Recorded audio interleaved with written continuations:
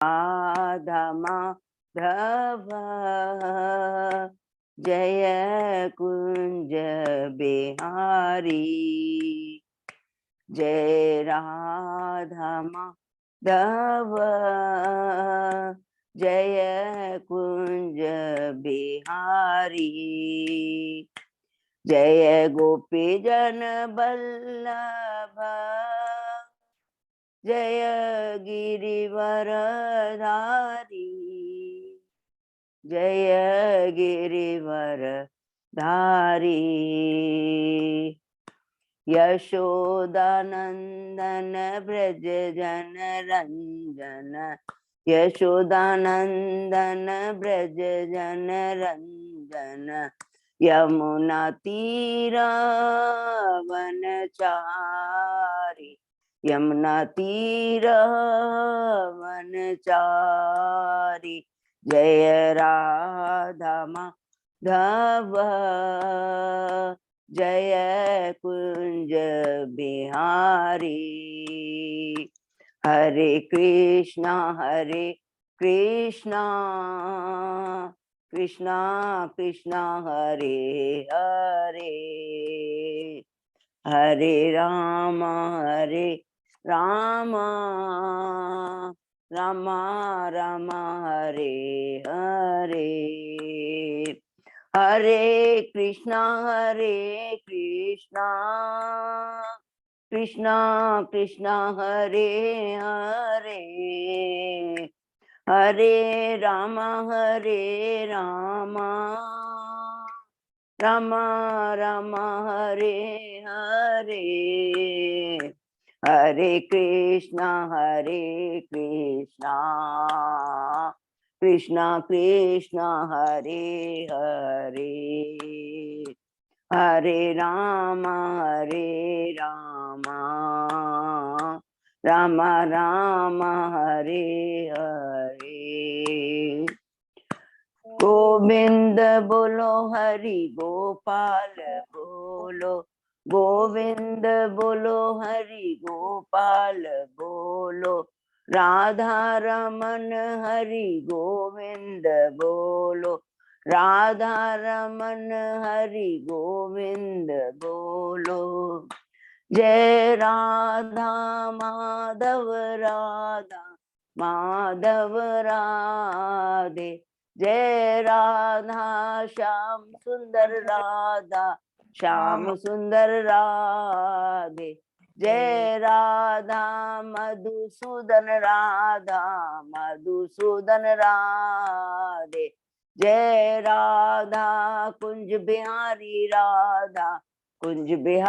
राधे, जय राधा केशव राधे,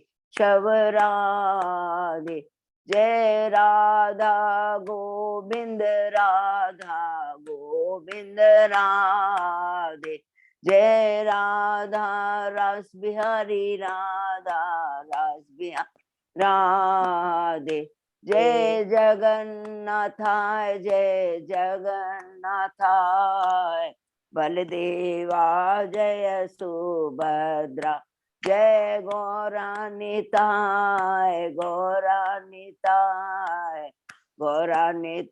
जय गौरानिताय, जय जय गुरुदेव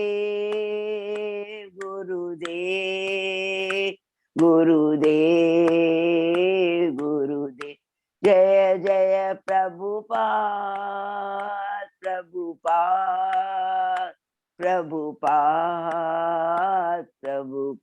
हरि नाम संकीर्तन की जय, शील प्रभुपाद की जय। हरि हरि बोल। बहुत बहुत धन्यवाद माता जी को, बहुत सुंदर कीर्तन कराया। आशा करता हूँ सभी भक्तों ने बहुत अच्छे से कीर्तन किया होगा। अभी हम लोग मंगलाचरण करते हैं, ठीक है। हरे कृष्णा, दंडवत प्रणाम प्रभु जी। प्रणाम माता जी, बहुत बहुत धन्यवाद। ओम अज्ञान तिमिरांधस्य ज्ञानांजन शलाकया चक्षुरुन्मीलितं येन तस्मै श्री गुरुवे नमः। श्री चैतन्य मनोभीष्टं स्थापितं येन भूतले स्वयं रूप कदा मह्यं ददाति स्वपदान्तिकं। वन्देऽहं श्री गुरु श्री युगपत् कमलं श्री गुरु वैष्णवांच श्री रूपम साग्र जातम सहगना रघुनाथम वितम तम सजीवम स्वाद्वैतम सावभूतम परिजम सहितम कृष्ण चैतन्य देवम श्री राधा कृष्ण पादान सहगना ललिता श्री विशाखा वितांत च नमो ओम विष्णु पादाय कृष्ण पृष्ठाय भूतले श्रीमते भक्ति वेदांत स्वामिन इति नामिने नमस्ते सरस्वती देवे गौरवाणी प्रचारिणे निर्विशेष शून्यवादी पाश्चात देशवाणी वांछा कल्पतरुभ्यश्च कृपा सिन्धुभ्येव च पतितानां पावनेभ्यो वैष्णवेभ्यो नमो नमः। नमो महावदान्याय कृष्ण प्रेम पदायते कृष्णाय कृष्ण चैतन्य नामने गौरत्मिषे नमः। हे कृष्ण करुणा सिंधु दीन बंधु जगतपते गोपेश गोपिका कांत राधा कांत नमस्तुते तप्त कांचन गौरांगी राधे बिंदावनेश्वरी विश्वानुसुते देवी प्रणमामि हरे नीलांचल निवासाय नित्याय परमात्मने बलभद्र सुभद्रायां जगन्नाथाय ते नमः। जय श्री कृष्ण चैतन्य प्रभु नित्यानंद श्री अद्वैत गदाधर श्रीवासादि गौर भक्त बिंद मुखम करोति वाचालम पंगुलंगे ग्रीम यत्कृपातम हम वंदे श्री गुरु मदीन तारिणम परमानंद माधवम श्री चैतन्य ईश्वरम। हरे कृष्ण कृष्ण कृष्ण हरे हरे हरे राम राम राम हरे। श्री श्री मंगलाचरण की जय, शिला प्रभुपाद की जय। हरे कृष्णा। आज के इस भागवतम चर्चा में, कथा में, अध्ययन में सभी भक्तों का हार्दिक स्वागत है। मैं सभी भक्तों के चरणों में अपना दंडवत प्रणाम करता हूँ। अभी भगवान श्री कृष्ण गुरु आचार्य साधु की असीम कृपा के चलते आज हम लोग कई दिनों से श्रीमद् भागवतम का आपस में मिल करके चर्चा अध्ययन कर रहे हैं। अभी हम लोग अध्याय कैंटो 3 के अध्याय 11 में है, जिसका शीर्षक है परमाणु से काल की गणना। उसके पहले हमने 10 अध्याय कंप्लीट किए। हम लोग बड़ी फास्ट उसकी पुनरावृत्ति कहते हैं। प्रथम अध्याय में विदुर जी उद्धव जी से प्रश्न करते हैं। जब वो तीर्थ यात्रा करते हुए वो यमुना के नदी के तट पर पहुंचते हैं और भगवान से भक्तों से संबंधित द्वारका मथुरा वृंदावन के अलग अलग लीलाओं के बारे में पूछते हैं।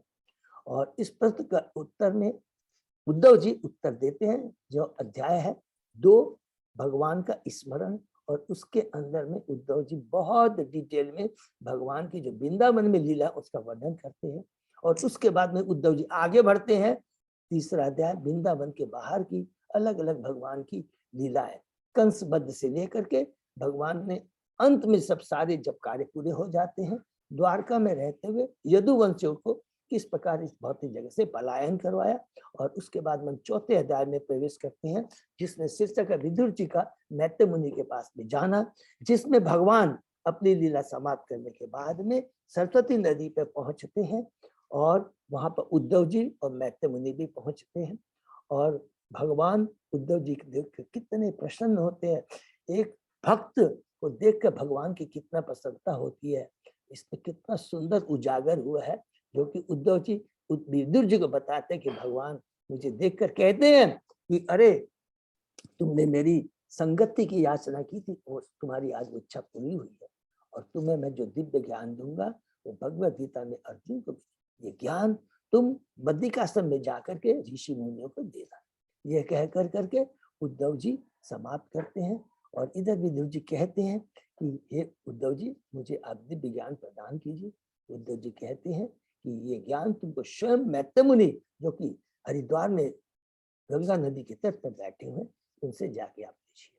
और उधर ये कहकर उद्धव जी चले जाते हैं बद्रिकाश्रम, और इधर में विदुर जी चले आते हैं हरिद्वार। अध्याय 5 में हम प्रवेश करते हैं, जिसमें विदुर जी मैत्रेय मुनि के पास आकर करते हैं और उनसे बहुत सारे प्रश्न करते हैं। प्रथम प्रश्न जो बद्ध जीवों के लिए, और यही प्रश्न परीक्षित महाराज ने भी जब वो भागवतम सुनने के लिए सुखदेव के से संपर्क में आते यही प्रश्न किया था। तो शुद्ध भक्त हमेशा बद्ध जीवों के कल्याण की ही ज्यादा चिंता करते हैं, जो कि स्वयं भगवान चाहते हैं कि भक्त मेरे बद्ध जीवों में मेरे नाम का प्रचार करें।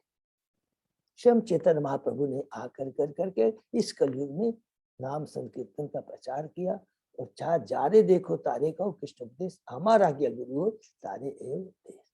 यही प्रश्न करते हैं विदुर जी। और उसके बाद में मैं उन्होंने प्रश्न किया प्रकृति का सृष्टि पालन संहार के बारे में। मैत्रेय मुनि उनका जवाब देते हैं और बताते हैं किस प्रकार से 23 तत्वों की सृष्टि हुई। और उसके बाद में देवताओं की प्रार्थना, 10 शेष देवताओं की भगवान के प्रति कि उन्हें शक्ति प्रदान करे, ज्ञान दे, बुद्धि प्रदान करे, प्रोत्साहित करे कि ये 23 तत्व मिलकर कर करके आप भगवान जो चाहते हैं और सृष्टि उसकी रचना हो सके। हम 6ठे अध्याय में प्रवेश करते हैं। विश्व रूप की सृष्टि, किस प्रकार भगवान अपनी विभ्रष्ट शक्ति को भेजते हैं और ये सारे 23 एलिमेंट अमलगमेट होकर करके विश्व रूप का निर्माण होता है।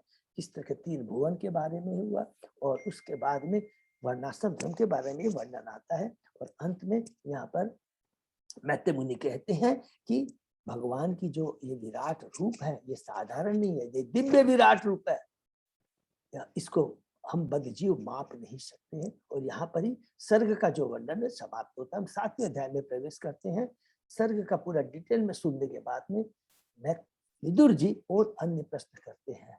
बहुत इंपॉर्टेंट प्रश्न है ईश्वर तत्व और जीव तत्व के बारे में। हमने डिटेल में समझा ईश्वर तत्व और जीव तत्व को। इतना सुंदर ढंग से वो प्रश्न करते हैं और मैत्रेय मुनि उतना सुंदर जवाब देते हैं कि ईश्वर की पोजीशन क्या है, परमेश्वर, और जीव की पोजीशन क्या है, ईश्वर शक्तिमान है, हम सभी उनकी शक्तियां हैं। भौतिक जगत भी उनकी शक्ति का प्राकट्य है, बहिरंगा शक्ति का प्राकट्य है। भगवान इससे कभी भी प्रभावित नहीं होते। जीव प्रभावित होता हुआ नजर आता है, लेकिन वास्तव में जीव भी सच्चिदानंद है, वो भी प्रभावित नहीं होता है। राजा का एग्जाम्पल, सपने का एग्जाम्पल और चंद्रपा का एग्जाम्पल में हमने पढ़ा। उसके बाद में विदुर जी अपना रियलाइजेशन बताते हैं कि मेरा जो संदेह था वो दूर हो गया। और उसके बाद में बहुत सारे प्रश्न करते हैं जो कि मनु के पुत्र के बारे में इस तरह करके अंत में कहते हैं कि मैं ये जो सारे प्रश्न कर रहा था अपने प्यूरिफिकेशन के लिए, भगवान के बारे में सुनने के लिए, और एट द सेम टाइम बद्ध जीवों का विस्पे कल्याण। इसके बाद में हम 8वें अध्याय में प्रवेश करते हैं क्योंकि अब सर्ग खत्म हो चुका है, अब विसर्ग की बारी है। विसर्ग का मतलब जो ब्रह्मा जी के द्वारा इस जगत का सृष्टि होती है। शीर्षक है गर्भोत्कचाई विष्णु द्वारा ब्रह्मा जी का प्राकट्य। उसके अंदर में सर्वप्रथम हम लोग परंपरा के बारे में पूछते हैं, किस प्रकार संकृष्ण भगवान चतुष्कुमारों को, साख्यायन मुनि, पराशर मुनि बृहस्पति को और पराशर मुनि मैत्रेय मुनि को इस प्रकार शिक्षा प्रदान करते हैं। ये भागवत गीता का ज्ञान प्रदान कर परंपरा के बारे में। दूसरी परंपरा याद रखें, हमको याद है विष्णु से ब्रह्मा, ब्रह्मा से नारद, नारद से व्यासदेव, व्यासदेव से सुखदेव गोस्वामी, सुखदेव से परीक्षित महाराज, ऐसे करके फिर सुत गोस्वामी, फिर नेम, इस तरह करके परंपरा चली आ रही है। उसके बाद में गर्भोत्कचाई विष्णु किस प्रकार ब्रह्मा जी की सृष्टि करते हैं और ब्रह्मा जी किस प्रकार तपस्या कर करके अपने हृदय में भगवान का दर्शन करते हैं और भगवान के रूप का, मुकुट का, उनके पीताम्बर का कितना सुंदर वर्णन हुआ है। फिर हम लोग 9वें अध्याय में प्रवेश करते हैं। क्योंकि अब ब्रह्मा जी को सृष्टि करनी है, तो अब ब्रह्मा जी सृष्टि करने के पहले 9वें अध्याय में भगवान से प्रार्थना करते हैं सृजन शक्ति के लिए, है सृजन शक्ति के लिए ब्रह्मा जी की भगवान से स्तुति, ये शीर्षक है। बहुत सुंदर हमने कहा कि किस प्रकार कहते हैं भगवान आप ही एकमात्र इस ब्रह्मांड में जानने की चीज है, आप ही सर्व अवतारों के कारण है और आप ही आपका साकार रूप है। बहुत सुंदर प्रार्थना करने के बाद में ब्रह्मा जी कहते हैं कि मेरे ये सृष्टि करते समय मैं घमंडी नहीं हो जाऊं, रजोगुण का पाव मेरे पास आकर के मैं अब तो सृष्टा न समझ लूं, ये कृपा मुझ पर करना। फिर भगवान बहुत सुंदर उत्तर देते हैं, हे ब्रह्मा तुमने जो भी याचना की है वो पहले से मैं तुम्हें दे चुका हूँ। सृष्टि करते समय तुम्हारी सारी चेतना मेरे प्रति रहेगी, मेरे ऊपर स्थापित रहेगी और रजोगुण है तुम्हारे बगल फटक भी नहीं पाएगा। मैं सर्व कारण कारण हूं, तुम्हारी मेरे से उत्पत्ति हुई है, बिना किसी चिंता के तुम सृष्टि का, ये सृष्टि को क्रिएट करो। ये क्या है कि हम 10वें अध्याय में प्रवेश करते हैं सृष्टि के विभाग, जिसके अंदर में ब्रह्मा जी अब सृष्टि करने जा रहे हैं। तो उसके पहले काल के बारे में बताया। देखिए सृष्टि जब करने जा रहे हैं तो सबसे पहले काल के बारे में बताया कि काल ऑलरेडी बोलते हैं कि अरे जो कुछ करना था भगवान ने सारी व्यवस्था कर चुके हैं, खाली ब्रह्मा जी को तो इन बीजों को बिखेरना था, सब कुछ बारी सारी व्यवस्था भगवान ने कर चुकी है। और अब ब्रह्मा जी केवल जो भगवान ने आदेश दिया सो सारा अरेंजमेंट किया, उस बीजों को खाली पूरे ब्रह्मांड में फैलाना था। तो वहां पर काल के बारे में अब यहाँ से शुरू होता है, काल के बारे में बहुत इंपॉर्टेंट है। कैसे ब्रह्मा जी करे उसके पहले काल के बारे में बताते हैं कि काल तो ही भौतिक जगत के सीजन पालन संहार का देखा जोखा करता है। यह काल भगवान का स्वांश है, काल भगवान का निर्विशेष रूप है। बहिरंग से यह भौतिक प्रकृति स्वयं भगवान के रूप में काल की अधीनता भी कार्य करती है। काल के बारे करने के बाद में फिर हमको बताते हैं कि किस प्रकार ब्रह्मा जी ने पहले 3 भुवन और फिर उसके बाद में 14 भुवन को बनाया। और फिर केवल हमने 10वें अध्याय में पढ़ा कि जो सर्ग है जिसको प्राकृतिक कहते हैं, और जो विसर्ग है जो ब्रह्मा जी कहते हैं उसको व्याकृत करते हैं। तो प्राकृतिक में हमने पढ़ा महतत्व, उसके बाद अहंकार, उसके बाद तन्मात्रा, उसके बाद इंद्रिय सेंसेस, उसके बाद देवी गोष्ठ, उसके बाद में तामस।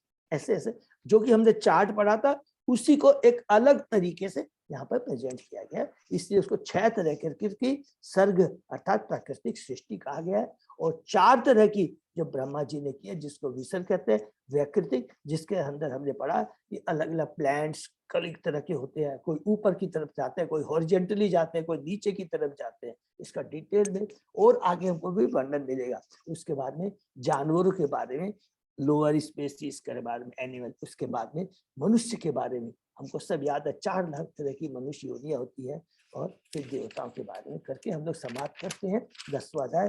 11वें अध्याय में हम लोग प्रवेश करते हैं शीर्षक परमाणु से काल की गणना। अभी आप काल की गणना समय के बारे में हमने पढ़ा कि 5 से लेकर कितना डिटेल में हमने पढ़ा, बहुत ही कि किस प्रकार परमाणु, अणु, त्रसरेणु, त्रुटि, वेद, लव, निमेष, क्षण, काष्ठ, लघु कर कर करके एकदम अंत में हम जाकर के देखते हैं कि प्रहर, दिन, रात, फिर 4 नाइट माने 15 दिन का एक होता है जिसको 4 नाइट बोलते हैं, फिर मंथ, फिर साल, पूरा डिटेल में इतना डिस्टेंस एंड डिटेल में पढ़ा। और उसके बाद में 5 प्रकार के वर्ष के बारे में पढ़ा। और कल हम लोगों ने यस्टरडे हम लोगों ने पढ़ा कि काल का डिवीजन माने करने के बाद में हम लोगों ने पढ़ा युगों के बारे में, उसके बाद में मनुओं के बारे में और ब्रह्मा जी के बारे में, अवधि के बारे में। तो युगों के बारे में हमने पढ़ा कि 4 तरह के युग होते हैं, सबको मालूम है, फिर भी हमने रिपीट किया। 4 युग मिलाकर एक चतुर्युग होता है। और इसकी अवधि होती है 43,20,20,000। बहुत सिंपल। लेकिन देवताओं की 43,20,000 की जगह हो जाती है 12,000। सिंपल है, क्योंकि देवताओं का, हम लोगों का एक साल मतलब 360 डेज, देवताओं का एक दिन होता है। तो सिंपली है 43,20,000 को 360 से डिवाइड कर देते हैं तो वो 12,000 होता है। ठीक है, सबको क्लियर हो गया। तो इसलिए कलियुग हम बोलते हैं कि कितना होता है 4,32,000 का, उसको सिंपली 360 से डिवाइड कर दीजिए तो देवताओं का आ जाएगा 1200। उसी प्रकार द्वापर हमने पढ़ा डबल 8,64,000 का है, फिर उसको 360 से डिवाइड कर देंगे तो 2400। त्रेता युग हमने पढ़ा कि 12,96,000 होता है, उसको 360 से डिवाइड देते तो देवताओं का 3600 आ गया। उसी प्रकार सतयुग 17,28,000 का सालों का होता है, उसको 360 से डिवाइड करते हैं तो 4,800 होता है। इस प्रकार कलियुग, द्वापर युग, त्रेता युग सभी चारों को हम जोड़ देंगे तो 43,20,000 आता है। फिर उसको 360 से डिवाइड कर देंगे तो देवताओं का 12,000 आता है। तो ये कैलकुलेशन बहुत सिंपल है एंड हमको अच्छे से समझ में आ गया। फिर हमने पढ़ा अलग अलग युगों में अलग अलग धार्मिक कार्य होते हैं, वो तो हमने डिटेल में नहीं डिस्कस किया, तो सबको मालूम है युग धर्म क्या है। सतयुग युग धर्म क्या है, तप करना। त्रेता युग का धर्म क्या है, यज्ञ करना। द्वापर युग में क्या है, डेटी सेवा। और कलयुग में केवल एक ही है सबसे परम धर्म, वो है हरिनाम संकीर्तन। ठीक है ना। और उसके बाद में हमने पढ़ा कि जैसे जैसे जैसे सतयुग से त्रेता युग, द्वापर युग, कलयुग में आते गए, वो जो धर्म है वो 25% करके धीरे धीरे कम होता चला गया, जो कि हम लोगों ने कैंटो 1 के 17, 18, 19 अध्याय में डिटेल में पढ़ा था। उसके बाद में हमने देखा कि ब्रह्मा जी की जितना दिन होते हैं, जितनी लंबी दिन होता है, उतनी ही उनकी रात भी होती है। तो ये हम लोगों ने युगों के बारे में पढ़ा। उसके बाद में हमने पढ़ा मनुओं के बारे में पढ़ा कि ब्रह्मा जी के एक दिन में 14 मनु होते हैं, और एक ब्रह्मा जी का एक दिन की आयु कितनी होती है? 1000 चतुर्युग। और 1000 चतुर्युग को जब 14 से हम डिवाइड कर देते हैं तो प्रत्येक मनु 71 पॉइंट समथिंग चतुर्युग तक शासन करता है। इसमें अगर किसी का भी कोई कंफ्यूजन हो तो जरूर ही बिना के उन्होंने बहुत सुंदर चार्ट दिया, उसमें बहुत एकदम क्रिस्टल क्लीन की तरह दिया। और एक एक मनु के शासन काल में 6 लोग होते हैं। स्वयं मनु होता है, उसका मनु का पुत्र होता है, फिर देवता होते हैं और इंद्र होता है, उसके बाद सप्तर्षि होते हैं और स्वयं मनवंतर भगवान होते हैं। इसके बारे में पढ़ा। और उसके बाद में हमने पढ़ा कि जब ये ब्रह्मा का एक दिन जब खत्म हो जाता है, रात होती है, तो तीनों लोग दृष्टिगोचर नहीं होते, सूर्य या चंद्रमा निस्तेज हो जाते हैं।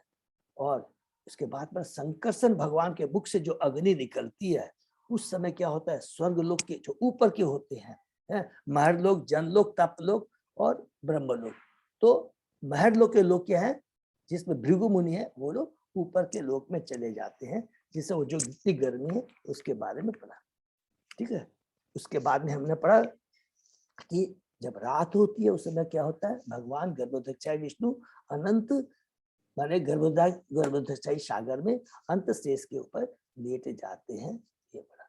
और फिर हमने पढ़ा 33वें श्लोक से ब्रह्मा जी के बारे में, कि ब्रह्मा की आयु। इसमें बहुत इंपॉर्टेंट पॉइंट 33 श्लोक में हमने पढ़ा, इस तरह ब्रह्मा जी समेत प्रत्येक जीव के लिए आयु की अवधि के क्षय की विधि विद्यमान, अर्थात चींटी से लेकर ब्रह्मा तक की पूरा भागवतम में वर्णन है इसकी कितनी आयु है। मनुष्य की होती है त्रेता आयु, सब हमने पढ़ लिया। 43,20,000 की 360 से डिवाइड कर देंगे तो वो देवताओं की हो जाएगी। और ब्रह्मा जी की तो होती है 1000 चतुर्युग का एक दिन और 1000 चतुर्युग का रात होती है। इसी प्रकार ब्रह्मा जी 100 दिन जीते हैं, तो 100 से मल्टीप्लाई हम कर देंगे, पहले 360 से, फिर 100 से मल्टीप्लाई करेंगे तो ब्रह्मा जी की आयु एक दिन 1000 चतुर्युग, उतनी ही रात होती है। ऐसे उनके 360 डेज होते हैं, तो एक साल हुआ, फिर उसको 100 से मल्टीप्लाई कर देंगे तो ये पूरी ब्रह्मा जी की आयु हुई है। ठीक है। और फिर यहाँ पर कहते हैं, बहुत इंपॉर्टेंट पॉइंट कहते हैं कि आयु कितनी भी हो, प्रभुपाद जी बहुत इंपॉर्टेंट कहते हैं, यह आवश्यक है प्रत्येक मनुष्य अगले जीवन के लिए अपने को तैयार करे, भले ही उसकी आयु ब्रह्मांड के सबसे बड़े प्राणी ब्रह्मा जी से कम हो। उसको हमको नहीं देखना है, मनुष्य होनी बहुत दुर्लभ है, हमें भगवान की भक्ति करना है। ठीक है ना। और इसके बाद में हमने लास्ट में पढ़ा 34 श्लोक में, जो ब्रह्मा जी की जो टोटल आयु उसको 2 भागों में बांटा गया है, प्रथमार्ध और द्वितीयार्ध, माने 50 साल और दूसरा द्वितीयार्ध को 50 साल बोलते हैं। ठीक है। दोनों मिला करके ब्रह्मा जी के 100 साल होते हैं। ठीक है ना। यहाँ तक पढ़ा, उसके आगे आज हम लोग पढ़ते हैं। तो अभी ब्रह्मा जी का ही। ठीक है। हरे कृष्ण प्रभु। हाँ प्रभु। 34 श्लोक में जो पाठ में लिखा है वो ब्रह्मा का मृत्यु हो जाता है। हाँ प्रभु, माने 100 साल खत्म होने के बाद ब्रह्मा जी का मृत्यु। हाँ, लेकिन वो पहले हम लोग 10 अध्याय का जो 9 नंबर में पढ़ा, जो वो लोग ऊपर पे मतलब चिन्मय जगत में चला जाता है, तो दोनों कॉन्ट्राडिक्टरी हो गया ना। फिर से बोलिए प्रभु। हम लोग पहला जो 10 नंबर अध्याय में 9 नंबर श्लोक में पढ़ा ना, परपट में। हाँ। वो लोग आप में लिखता है ऊपर का अधिवासी लोग, तो वो लोग जड़ जगत से बंधन से मुक्त होके मुक्त हो जाता है। तो थोड़ा थोड़ा अलग हो गया ना प्रभु। ये प्रभु ब्रह्मा जी की आयु का समाप्त होने का मतलब हो गया उनका काल पीरियड खत्म हो गया। लेकिन इधर तो लिखता है मृत्यु हो जाता है, अनिवार्य से लिखता है और 34 श्लोक का परपट में। प्रभु उसमें देखिए लिखा हुआ है कि वो आप थोड़ा सा, जहां तक मैं समझता हूँ कि जब ब्रह्मा जी की अवधि खत्म हो जाती है, मृत्यु का मतलब हो जाता है कि ब्रह्मा जी के जो काल का अवधि खत्म हो जाती है, उस समय ब्रह्मलोक के जितने भी जीव रहते हैं वो धाम, भगवान के धाम चले जाते हैं। माने इसको आप काटे ना चीज, प्रभु मैं क्या बोलना चाहता हूँ समझ रहे हैं? जो जहां तक समझ में आ रहा है कि जब ब्रह्मा जी की अवधि खत्म हो जाती है, काल, ब्रह्मा जो दैट टाइम यदि ओवर हो जाता है, उस समय क्या होता है कि जितने भी ब्रह्मलोक में जितने भी वासी है वो भगवान के धाम चले जाते हैं। आपका कौन सा श्लोक नंबर जो आप बता रहे हैं उसको फिर से एक बार हम लोग रिपीट कर सकते हैं? वो 34 का आप देखिए ना, नीचे लिखा है जो परपट में मृत्यु हो जाता है। एक सेकंड प्रभु, एक सेकंड। तब ब्रह्मा के लिए मृत्यु दुर्वार हो जाती है। इस ग्रंथ में अनेक स्थलों पर ब्रह्मा के जीवन की 100 वर्ष की अवधि की व्याख्या की जा सके और भगवत गीता में इसका वर्णन, ब्रह्मा की आयु के 50 वर्ष बीत चुके हैं और अगले 50 वर्ष अभी पूरे हैं, तब ब्रह्मा के लिए भी मृत्यु दुर्वार हो जाएगी। हाँ, इसका मतलब मृत्यु हो जाता है ना ब्रह्मा का, ब्रह्मा का मृत्यु हो जाता है। और माने ब्रह्मा जी का, देखिए इसको ऐसे एक्सप्लेन करेंगे, ब्रह्मा जी का मृत्यु हो जाता है और उसमें लिखा है, एक जगह क्या लिखा है जो आप बता रहे थे कि वो सब लोग, हम लोग ने क्या पढ़ा था कि वो कहाँ चले जाते हैं? चिन्मय धाम में चले जाते हैं। ठीक है, तो इसको हम लोग इस तरह एक्सप्लेन करें कि जब ब्रह्मा जी की आयु खत्म हो जाती है, ये माने जो कि 1000 चतुर्युग या 100 साल आयु जब खत्म हो जाती है, उस समय ब्रह्मलोक में जितने भी जीव हैं वो चिन्मय धाम में चले जाते हैं। हरे कृष्णा प्रभु, थोड़ा कंफ्यूजन हो रहा है? माने ये लिखा है और इसको और अच्छे से हम लोग इंटरप्रिटेशन करेंगे। भाई देखिए, एक तो आपको ये मन में हम लोग को आ रहा है कि सारे के सारे जीव हैं, हमने क्या पढ़ा है कि सारे के सारे जीव, ब्रह्मा जी की 100 साल आयु खत्म हो जाती है तो सारे के सारे वो कारणोदक्षाई विष्णु में जाकर करके वो हो जाते हैं, क्या नाम है, स्थापित हो जाते हैं। यही पढ़ा है ना प्रभु हम लोगों ने? हाँ बराबर, एकदम, आप, मैं समझ गया आप जो बोला। और दूसरा जो लिखा है कि कुछ जो लोग जो है कि वो भगवान के धाम चले जाते हैं। तो अपने मन से हम लोग कुछ नहीं बोलेंगे, लेकिन इंटरप्रिटेशन क्या बताता, सब प्लीज थोड़ा सा सब लोग ध्यान से सुनेंगे। इसका इंटरप्रिटेशन ये और 100% दिया हुआ है कि जो लोग, जो कि ब्रह्मलोक में जो भी, वो भी भगवान की जो भक्ति करते हैं, इसको ऐसे इंटरप्रिटेशन, जो लोग भक्ति करते हैं वो लोग, कुछ लोग तो जिनकी भक्ति कंप्लीट हो चुकी होती है वह भगवान के चिन्मय धाम चले जाते हैं, और जिनकी भक्ति अभी कंप्लीट नहीं है वो क्षीरसाई विष्णु में समापित हो जाते हैं। ठीक है प्रभु, ये भी हम लोग इसको भी ऐसा भी इंटरप्रिटेशन, और यही होना चाहिए। कुछ बोलेंगे काशीनाथ प्रभु? नहीं प्रभु, ठीक है, हरे कृष्ण। हाँ, यही होगा इसके बाद, क्योंकि धाम में, क्योंकि एक एक चीज का ये इंटरप्रिटेशन हमको कहाँ से मिलता है, ये तो हमने अपना एजम्पशन तो होना भी नहीं चाहिए, लेकिन इसका मतलब ये होता है, लेकिन ये सारा क्लैरिफिकेशन हमको आचार्यों की टिप्पणी से, एक्सप्लेनेशन से मिल जाएगा, लेकिन अभी तक यही चीज समझ में आती है। ठीक है प्रभु? हाँ, तो इसके आगे हम लोग करते हैं, फिर से रिपीट करते हैं कि जब ब्रह्मा जी के 100 साल पूरे हो जाते हैं तो एक जगह लिखा है कि ब्रह्मा जी की मृत्यु हो जाती है, तो खाली ब्रह्मा जी नहीं, और जितने भी लोग हैं पूरे उस भौतिक जगत में वो कारणोदक्षाई विष्णु में स्थापित हो जाते। एक तो ये हो गया, और जिनकी भक्ति कंप्लीट हो जाती है, क्योंकि वो उच्च लोक में, याद रखिएगा ब्रह्मलोक में जाना इतना आसान चीज नहीं है, और हमने पढ़ा कि देवता बहुत अच्छे भक्त होते हैं और वो स्वर्ग लोक में रहते हैं, और धीरे धीरे करके वो उच्च लोक में चले जाते हैं। क्रम मुक्ति के बारे में भी हमने पढ़ा था, याद है ना, कैंटो 2 के पहले, दूसरे, तीसरे अध्याय में हमने पढ़ा। तो जिनकी भक्ति कंप्लीट हो जाती है वो भगवान के धाम चले जाते हैं, जिनकी भक्ति कंप्लीट नहीं होती है वो कारणोदक्षाई विष्णु के अंदर चले जाते हैं। फिर दोबारा जब उनका जन्म होता है तो वहां अपनी भक्ति शुरू करता, ये क्रम चलता रहता है। ठीक है ना, यहाँ तक हमने पढ़ा, और उसके आगे हमने पढ़ते। ओम नमो भगवते वासुदेवाय, ओम नमो भगवते वासुदेवाय, ओम नमो भगवते वासुदेवाय। नारायण नमस्कृत्य नरं चैव नरोत्तमं देवी सरस्वती व्यासं ततो जयमुदीरये। नष्टप्रायेषु अभद्रेषु नित्यं भागवत सेवया भगवती उत्तम श्लोके भक्ति भवति नैष्ठिकी। आराधयो भगवान ब्रजेश तनय ततदाम वृंदावनम रमया काचित उपासना व्रजवधु वर्गेण्य कल्पिता।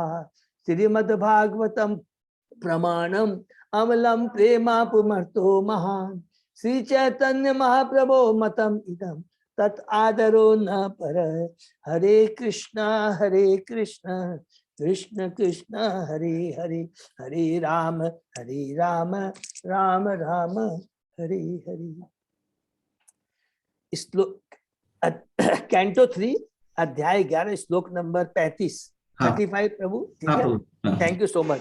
पूर्वस्य आदो पर अर्धस्य ब्राहो नाम महान अभूत कल्पो यत अभवत ब्रह्मा शब्द ब्रह्मिति यम विदु। ब्रह्मा के जीवन के प्रथमार्ध के आरंभ में बाह्य कल्प नामक कल्प था जिसमें ब्रह्मा जी उत्पन्न हुए। वेदों का जन्म ब्रह्मा के जन्म के साथ साथ हुआ। बिल्कुल हमने पढ़ा कि ब्रह्मा जी के साथ साथ वेदों की उत्पत्ति, क्योंकि भगवान ने ब्रह्मा जी को दिव्य ज्ञान प्रदान किया। पद्म पुराण प्रभास कांड के अनुसार ब्रह्मा के 30 दिनों में कई कल्प तथा बरहा कल्प तथा पितृ कल्प घटित हो जाते हैं। हरे कृष्णा प्रभु जी। हाँ माता जी बोलिए। हरे कृष्णा प्रभु जी, मैं आपको डिस्टर्ब कर रही हूँ बीच में।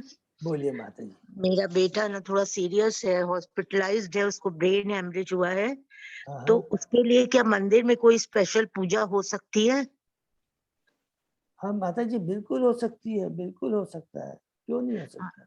तो आप प्लीज उसकी व्यवस्था करा दीजिए ना आज। तो आप मैं उनको बोल देता हूँ, बलराम गोविंद प्रभु को बोल दूंगा, ठीक है माता जी। तो बलराम गोविंद प्रभु का आपके पास नंबर नहीं है तो मैं दे दूंगा, नहीं तो अजय प्रभु दे देंगे, कोई प्रॉब्लम नहीं, ठीक है ना। ठीक है, वो नंबर दे दीजिए तो आज वहाँ मंदिर में उसके नाम से स्पेशल पूजा करवा देंगे थोड़ा। ठीक है, जरूर से, बिल्कुल बिल्कुल माता जी, आप चिंता मत कीजिए, मैं बोल दूंगा बलराम गोविंद, ठीक है ना। हाँ आप हिम्मत रखिए। हाँ ओके। हाँ ठीक है प्रभु जी। हाँ 30 दिन का ब्रह्मा का एक मास होता है जो पूर्ण चंद्रमा से लेकर चंद्रमा के छिपने तक चलता है। ऐसे 12 मासों से पूरा वर्ष बनता है और 50 वर्ष एक परार्थ को पूरा करते हैं। अतः ब्रह्मा की आयु के आधे के तुल्य होते हैं। भगवान का श्वेत बराह प्राकट्य ब्रह्मा का पहला दिन। हरि बोल। तो ये जैसे कि है कि वराह कल्प, श्वेत कल्प, पद्म कल्प, इस तरह के अलग अलग हम लोगों ने नाम पढ़े हैं ना, अलग तरह के कल्प होते हैं। तो यहाँ पर लिखता है भगवान का श्वेत बराह प्राकट्य ब्रह्मा का पहला जन्मदिन है। बराह मीन्स ब्रह्मा जी का पहला जो प्रारब्ध जो 50 साल रहते हैं उसका जो पहला दिन है वो बराह कल्प है, ठीक है। ब्रह्मा की जन्म तिथि हिंदू ज्योति कनेक्शन मार्च मास में पड़ती है। यह कथन श्री विश्वनाथ चक्रवर्ती ठाकुर की व्याख्या से जैसा का तैसा है। तो यहाँ पर ब्रह्मा जी के बारे में, अब पद्म कल्प के बारे में भी, बराह कल्प हो गया, श्वेत कल्प के बारे में क्लियर बोल दिया कि पहला इसको श्वेत कल्प भी बोलते हैं, ठीक है ना। नेक्स्ट, तस्य एव च अन्ते कल्पो अभूत यम पाद्म अभीक्षते यत् हरे नाभि सरसः आशीत लोक सरोरुहम। प्रथम बाह्य कल्प के बाद का कल्प पाद्म कल्प कहलाता है, क्योंकि उस काल में विश्व रूप कमल का फूल भगवान हरि के नाभि रूपी जलाशय से प्रकट हुआ। हरि बोल। माने क्या बोलता है, ब्रह्मा जी का पहला दिन खत्म हुआ, ब्रह्मा जी के एक दिन को कल्प बोलते हैं, उसको लिखा है उसको श्वेत कल्प भी बोलते हैं। अब दूसरा लिख रहा है कि जब ब्रह्मा जी का दूसरा दिन होता है उसको हम लोग बोलते हैं पाद्म कल्प। तात्पर्य पढ़ते हैं, बाह्य कल्प के बाद का कल्प पाद्म कहलाता है, क्योंकि उस कल्प में विश्व रूपी कमल विकसित होता है। कुछ पुराणों में पाद्म कल्प को पितृ कल्प भी कहा गया है। ओ, इसका मतलब ये हुआ कि जो यहाँ पर प्रभुपाद जी ने प्रेषित किया कि जब ब्रह्मा जी के हर दिन और जब रात होती है, पहला दिन जब समाप्त होता है, तो सब में विशेष कमल क्यों विकसित नहीं होता है। यहाँ पर लिखा क्योंकि उस कल्प में विश्व रूपी कमल विकसित होता है। विश्व रूपी एकदम, जो कि पूरा ब्रह्मांड में फैल गया था, हमने पढ़ा था ना, पूरा ब्रह्मांड में वो कमल फैल गया था। तो विशेष तरह का यह कमल के बारे में लिखा है, जिसको पद्म कल्प कहते हैं। ठीक है, नेक्स्ट, अयम तु कथित कल्पो द्वितीय अपि भारत वाराह इति विख्यात यत आसीत शुक्रो हरि। हे भरतवंशी, ब्रह्मा के जीवन के द्वितीय में प्रथम कल्प बराह कल्प भी कहलाता है। बारह कल्प के ब्रह्मा के जीवन के द्वितीय परार्ध में प्रथम कल्प बारह कल्प भी कहलाता है, क्योंकि उस कल्प में भगवान शुक्र अवतार के रूप में प्रकट हुए। हरि बोल। तो ये एकदम क्लियर है। पहला 50 साल है परार्थ, दूसरे 50 साल है द्विपरार्थ। द्विपरार्थ जब शुरू होता है तो पहला जो दिन होता है उसमें बराह भगवान शुक्र का अवतार होता है, शुक्र अवतार, और उसमें शुक्र अवतार होता है, ये बात यहाँ पर बोला गया है। ठीक है, ब्राह्य बाद में तथा बराह कल्प नामक विभिन्न कल्प अनजान व्यक्ति को कुछ चक्कर में डालने वाले लगते हैं। कुछ ऐसे विद्वान हैं जो इन कल्पों को ही एक ही मानते हैं। श्री विचार ठाकुर के अनुसार ब्राह्य कल्प प्रथम अध्याय के आरंभ में पाद्मकल्प जैसा प्रतीत होता है, किंतु हम तो मूल पाठ का पालन कर सकते हैं और यह समझ सकते हैं कि वर्तमान कल्प ब्रह्मा की आयु की अवधि के द्वितीयार्ध में है। हरि बोल। तो ये हमने पढ़ा है कि अलग अलग ब्रह्मा जी का एक दिन जिसको कल्प बोलते हैं, कि उसके अलग अलग नाम है। ब्रह्म कल्प, श्वेत कल्प, बराह कल्प, पद्म कल्प। चार चीज का हमने पढ़ा ना। ब्रह्म कल्प पहला दिन, फिर उसको श्वेत कल्प भी बोलते हैं। उसके बाद में पद्म कल्प जब ब्रह्मा जी के प्रथम प्रारंभ में, याद रखें, दूसरा दिन जब होता है उसको पद्म कल्प बोलते हैं। जब ब्रह्मा जी के पूरे 50 साल कंप्लीट हो जाते हैं, उसके बाद दूसरा जो प्रारंभ 51वां साल जो शुरू होता है जिसको बोलते हैं, उसका प्रथम जो पहला दिन होता है 51वां दिन माने 51th डे, उसके अंदर में बराह भगवान अवतार लेते हैं। इसी तरह अलग अलग कल्प के अलग अलग नाम है। ठीक है, अलग अलग दिन के अलग अलग माने दिन माने कल्प के नाम अलग अलग। कालो अयम द्विपरार्ध आख्य निमेष उपचर्यते अव्याकृतस्य अनंतस्य ही अनादि जगत आत्मन। जैसा कि ऊपर कहा जा चुका है, ब्रह्मा के जीवन के दो भागों की अवधि भगवान के लिए एक निमेष, 1 सेकंड से भी कम के बराबर परिगणित की जाती है। भगवान अपरिवर्तनीय तथा असीम है और ब्रह्मांड के समस्त कारणों के कारण। हरि बोल। यहाँ पर देखिए इस श्लोक के अंदर कितनी पावरफुल पूरा लग रहा है। ये पूरा जो हम लोग पढ़ रहे हैं काल के बारे में, युग के बारे में, मनु के बारे में, ब्रह्मा के अवधि के बारे में, यहाँ पे आकर करके इस श्लोक में क्या कह रहे हैं, हम इतनी बारे में सुन रहे हैं कि ब्रह्मा जी का 1000 चतुर्युग एक दिन होता है। उसी प्रकार भगवान का सॉरी ब्रह्मा जी का 360 डेज, जिसको हम लोग 360 से डिवाइड कर दें तब 1 साल होता है, और फिर उसको 100 से मल्टीप्लाई करते हैं, तब ये जाकर करके ब्रह्मा जी की इतनी बड़ी आयु है जिसके हम लोग सोचते हैं। लेकिन ये जो सारी जितनी हम बात कर रहे हैं, ये भगवान का जो अवधि है, भगवान की जो अवधि है, वो केवल 1 निमेष है। अभी हमने पढ़ा था ना, 1 निमेष कितना 8/15 सेकंड का ना, 8 बाई माने 1 सेकंड से भी कम होता है 1 निमेष। तो भगवान की कितनी बड़ी आयु, माने हम सोच भी नहीं सकते हैं। इसलिए कहते हैं देखा जाच्छे ना। तो इसका मतलब भगवान अपरिवर्तित असीम है, तो ब्रह्मांड के समस्त कारणों के कारण। हरि बोल। महर्षि मेहता ने काल के विभिन्न मापों का परमाणु से लेकर ब्रह्मा की आयु की अवधि तक का पर्याप्त वर्णन किया गया है, जो कि हमने 5 से 15 श्लोक इसी अध्याय में हमने पढ़ा है। ठीक है ना। वे उनके असीम काल का संकेत ब्रह्मा के जीवन के मापदंड द्वारा देते हैं।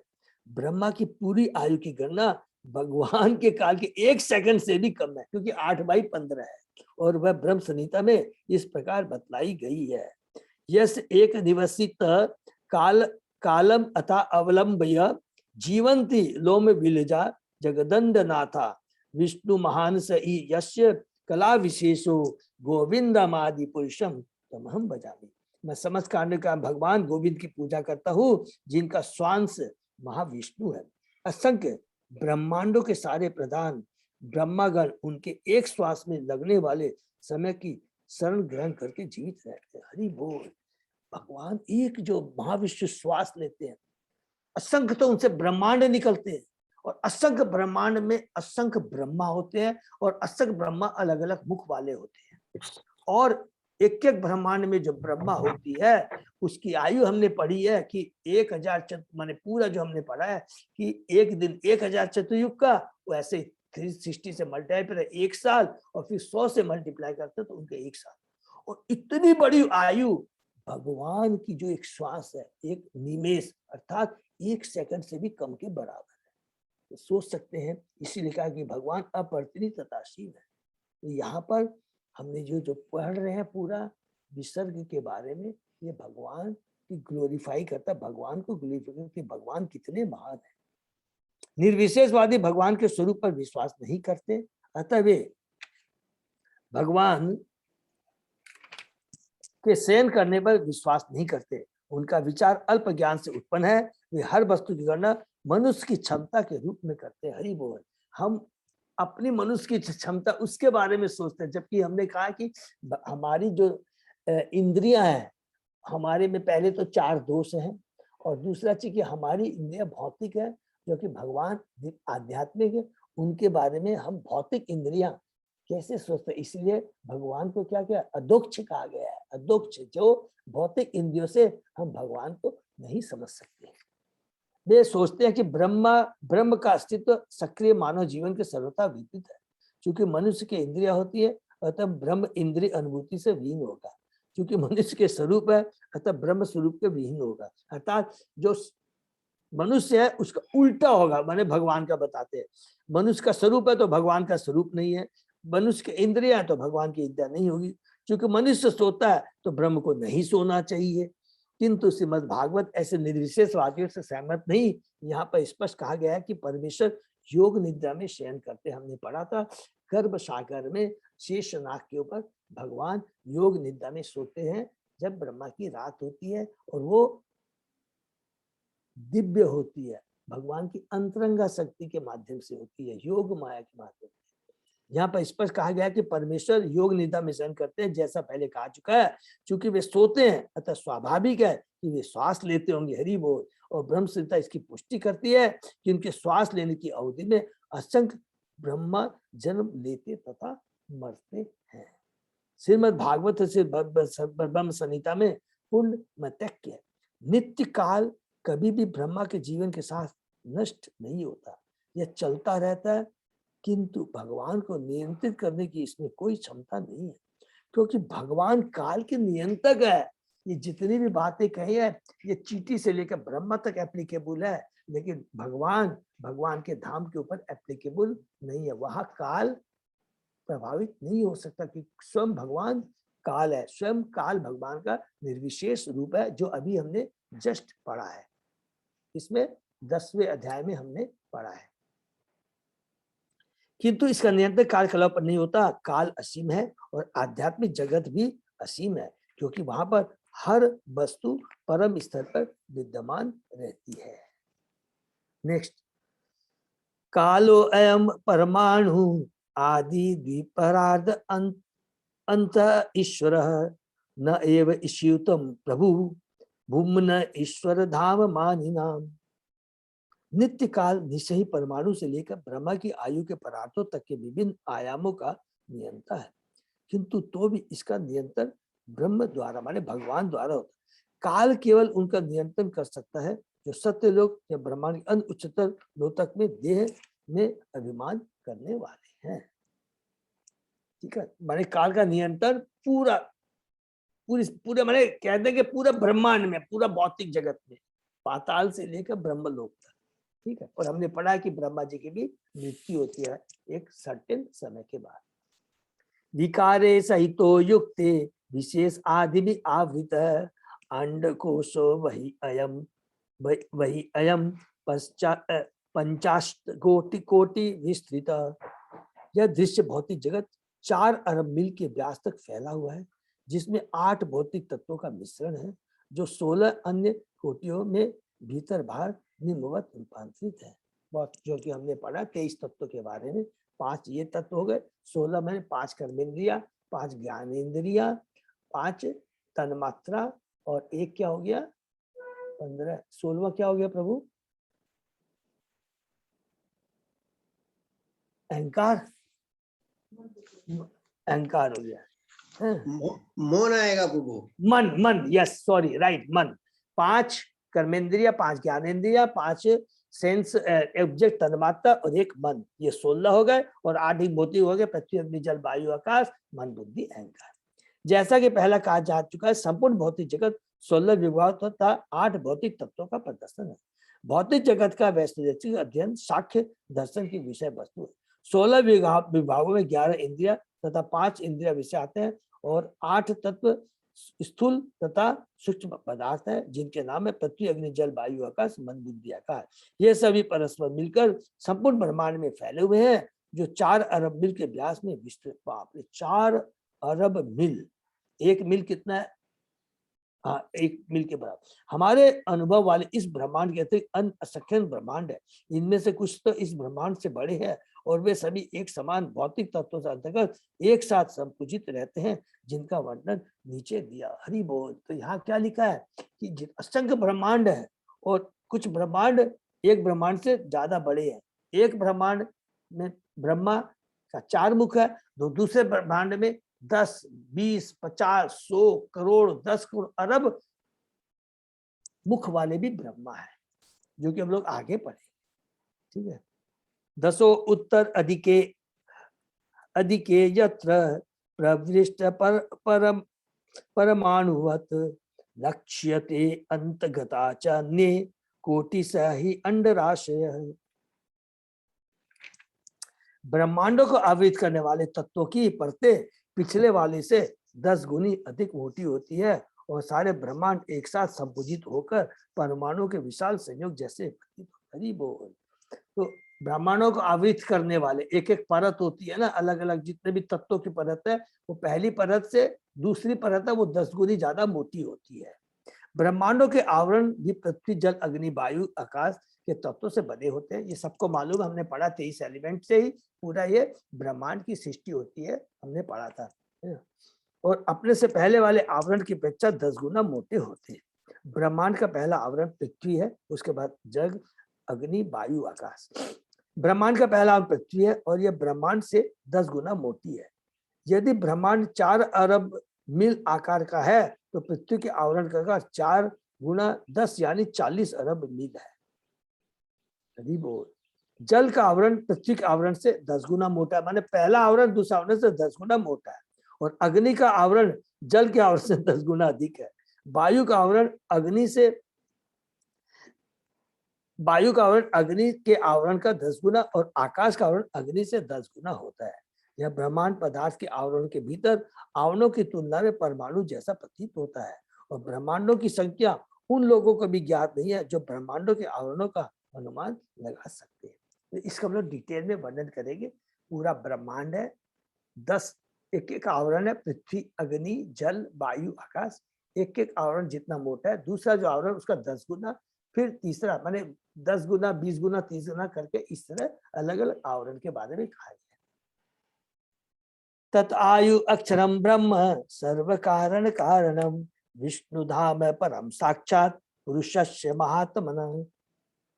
इसलिए भगवान श्री कृष्ण समस्त कारणों के आदि कारण कहलाते हैं। इस प्रकार विष्णु का आध्यात्मिक धाम निसंदेह शाश्वत है और ये समस्त अभिव्यक्तों के उद्गम महाविष्णु का भी धाम है। हरि बोल। महाविष्णु जो कि कारण नाम में योग निद्रा में शयन करते हैं कारण सागर में और अपनी श्वास के द्वारा असंख्य ब्रह्मांड को उत्पन्न करते हैं, भौतिक जगतों की क्षणिक अभिव्यक्ति के लिए महत्व में क्षण भर के लिए ही प्रकट होते हैं। वे भगवान श्री कृष्ण के स्वांश है और इस तरह भगवान कृष्ण से अभिन्न होकर भी भौतिक जगत में अवतार के रूप में उनका वैधानिक प्रकट अस्थायी है। भगवान का आदि रूप माने अस्थायी माने बहुत सिंपल है कि जब भौतिक जगत की प्रकट होता है तब वो आते हैं और उसके बाद उनका भी धाम क्या है, शाश्वत धाम में है। फिर भौतिक जगत प्रकट होता है, वो आते हैं, माने वो कर्णोदक्षाय विष्णु, गर्भोदक्षाय विष्णु और क्षीरोदय विष्णु। जब ये भौतिक जगत फिर खत्म होता है तो फिर वो शाश्वत उनका भी धाम है, माने गोलोक धाम। और ये भगवान के स्वांग से, याद रखेंगे, कौन? महाविष्णु अर्थात कर्णोदक्षाय विष्णु। भगवान का आदि रूप वस्तुतः स्वरूप या असली रूप है और वे वैकुंठ जगत में नित्य वास करते हैं। वहां पर प्रयुक्त मनर शब्द महाविष्णु को सूचित करने के लिए आया है, भगवान विष्णु को। और उनका असली स्वरूप भगवान कृष्ण है, जो परम कहलाते हैं। क्योंकि परम इसलिए है क्योंकि इनसे ही इनके सारे स्वांश निकलते हैं। हमने पढ़ा है भगवान श्री कृष्ण, बलराम, इस तरह के जो हमने डिटेल में पढ़ा है। फिर सेकंड चतुर्भुज के जो महाशंकर से उनसे महाविष्णु निकलते हैं, एक्सपांसन होता है। जिसकी पुष्टि ब्रह्म संहिता में हुई। ईश्वर परम कृष्ण सच्चिदानंद अनादि आदि गोविंद सर्व कारण कारण। परमेश्वर भगवान कृष्ण है जो गोविंद कहलाते हैं। उनका रूप शाश्वत आनंदमय है और ये समस्त कारणों के आदि कारण है। तो कितना सुंदर है। इस प्रकार से भागवत के तृतीय स्कंद के अंतर्गत परमाणु से काल की गणना शीर्षक 11वें अध्याय का भक्ति वेदांत तात्पर्य पूर्ण। हरि बोल। तो ये 11वां अध्याय हमने देखिए कंप्लीट किया है। इसमें कंक्लूजन में क्या किया है कि जो कुछ भी हमने वर्णन किया है काल के बारे में, काल के डिवीजन के बारे में, युगों के बारे में, मनुओं के बारे में, ब्रह्मा के बारे में, ब्रह्मा की अवधि के बारे में, ये सब कुछ नगण्य है। ब्रह्मा जी की आयु एक निमेष माने एक निमेष के बराबर है, माने सोचिए 1 सेकंड से भी कम है। तो भगवान, इसका मतलब हो गया अपरिवर्तनीय है। भगवान की आयु के बारे में हम लोग सोच भी नहीं सकते। हम लोग गणना करने की तो बात ही सोचिए। तो यहाँ पर भगवान को ग्लोरीफाई किया, माने जो कुछ भी है भगवान श्री कृष्ण है। क्या लास्ट में क्या भगवान श्री कृष्ण है। और ये भी यहाँ पर क्लेरिफाई कर दिया है महाविष्णु भी क्या है, भगवान का स्वांश है। ठीक है, किसी का कोई प्रश्न है तो फिर प्रभु जी। हरे कृष्णा। हाँ प्रभु जी। हाँ बोले प्रभु जी। हाँ बोले। अच्छा प्रभु जी, एक चीज बताइए, जैसे ना हमारे जब ये अपन कहते हैं कि भाई अनगिनत ब्रह्मांड है।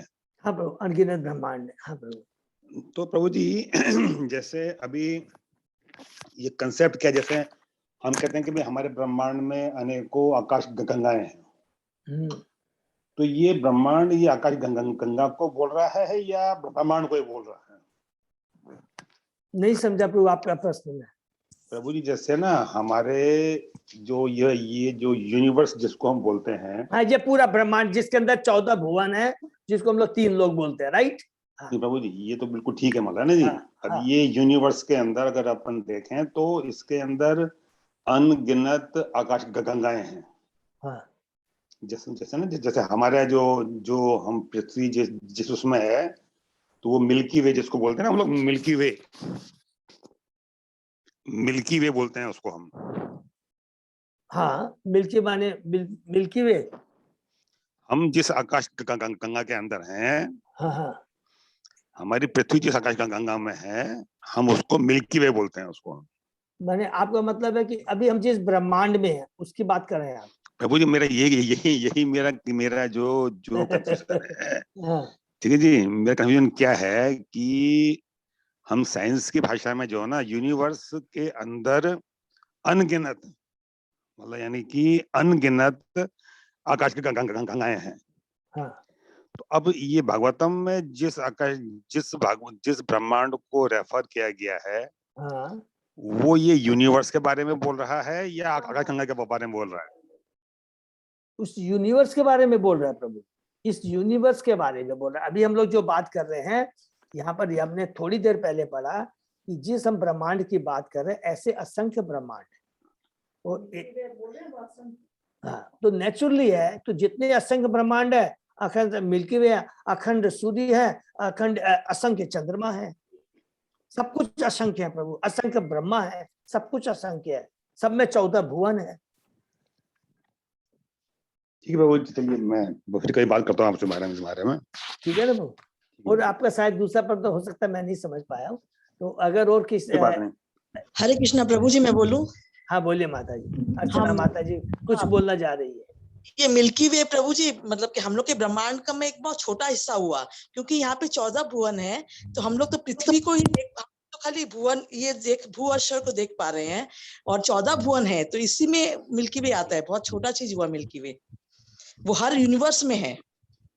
हाँ वो तो नेचुरल माता जी, हर यूनिवर्स में सारी चीजें हैं। फिर से हाँ, तो सुनिए प्रभु जी, तो वो प्रभु जी का पूछना है कि मतलब ये मिल्की वे में सारे ब्रह्मांड आते हैं क्या? ये मिल्की वे में नहीं आते, वो ब्रह्मांड जो आते हैं ये नहीं नहीं नहीं नहीं नहीं नहीं नहीं नहीं नहीं प्रभु जी का वो नहीं है नहीं अर्चना माता जी। नहीं हाँ, नहीं माता वो जी, प्रभु जी का माता जी समझिए आप कि इस यूनिवर्स के अंदर अभी कितनी आकाश गंगाएं हैं, उनकी अभी तक गिनती हुई नहीं। हाँ बिल्कुल सही बात है। ठीक है ना जी। हाँ बिल्कुल सही बोल रहे हैं। मतलब यानी कि उन चूंकि दूरियां डिस्टेंसेस इतनी अधिक हैं कि अभी तक उनके बारे में टोटल काउंट ही नहीं हो पाया कि भी हमारे इस यूनिवर्स के अंदर। बिल्कुल है, बिल्कुल हाँ। ठीक है जी। तो अगर ये भागवतम इस बात को रेफर कर रही है कि ऐसे ही जो ये यूनिवर्स है जिसके अंदर अनगिनत आकाश गंगाएं हैं, तो ऐसे ही क्या असंख्य यूनिवर्स हैं, ये पूछ रहा था। यस प्रभु 100%, यही मैं बोल रहा हूँ। यस, असंख्य यूनिवर्स है जिसमें देखिए प्रभु, फिर से मैं आपको एक्सप्लेन कर रहा हूँ। बहुत एक एक ब्रह्मांड में असंख्य आकाश गंगा बोल लीजिए, असंख्य तारे, सूर्य, चंद्रमा, सब कुछ है। और वैसे ही असंख्य ब्रह्मांड है, और असंख्य ब्रह्मांड में अलग अलग साइज अलग अलग हो सकता है यहाँ लिखा हुआ ही है। अलग अलग ब्रह्मांड का साइज अलग अलग है। अलग अलग ब्रह्मांड के अंदर में जो ब्रह्मा है वो अलग अलग मुख वाले हैं। जो आप अब मेरे को आप यही बोलना चाह रहे हैं कि ऐसे ही असंख्य ब्रह्मांड है। यस, जो आप मिल्की वे जो कहा है वो एक ब्रह्मांड में, तो ऐसे असंख्य ब्रह्मांड है प्रभु। नहीं प्रभु जी, अभी ठीक है प्रभु जी, ये जो ना ये क्वेश्चन थोड़ा सा अलग है, मैं आपसे अलग से इसके बारे में लिख के चलो ठीक है, ओके बोल। हरे कृष्णा। और किसी का कोई प्रश्न?